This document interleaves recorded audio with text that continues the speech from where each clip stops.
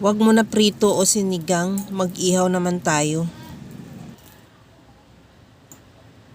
Sa mixing bowl, maglagay na ako ng kamatis na hiniwa ko lang ng maliliit, sibuyas, luya, at timplahan ko na ng asin at paminta. Lagyan ko rin ng garlic powder. Kung meron kang garlic na Prisco, pwede rin, imi-mince mo lang. Maglagay din ako ng Worcestershire sauce. Mga 2 tablespoon lang, ang hirap i-pronounce. Bahala na kayo kung paano mag-pronounce yan. Ihalo lang, imimix natin para lahat nating ingredients magmimix.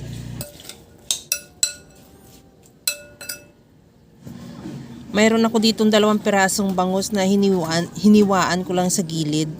Timplahan ko muna yan ng asin at paminta at irarab mo lang para sigurado na spread mo yung asin at paminta sa loob ng bangus.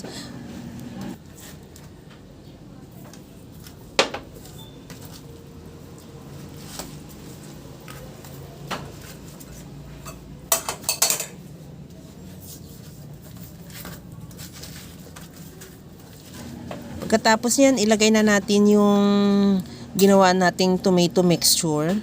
Ipapalaman natin sa loob ng tiyan ng ating bangus. At ipipress mo lang ng bahagya para pumasok talaga, para pag inihaw na natin mamaya, hindi siya maglabas. Kasi hindi naman natin yan babalutin pa ng foil. Ididiretso na natin ihaw yan dahil mayroon naman siyang kaliskis.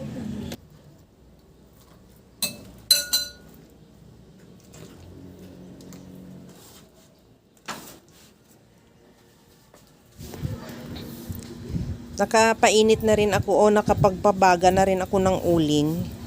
Ilagay na natin yan o ihawin na natin yung ating 2 pirasong bangus at antayin na lang din natin na maluto yung kabilang side o from time to time baliktarin natin para hindi naman masunog at hindi mabigla.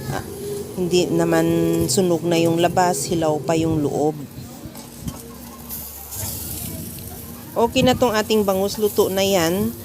Tanggalin na lang din natin yan sa uling o dyan sa ating ihawan at ilagay sa ating serving plate at ready to serve na.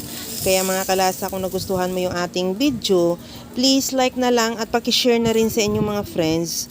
At kung bago ka pa lang sa aking channel, subscribe na at i-click mo na rin ang bell button para sa mga notification.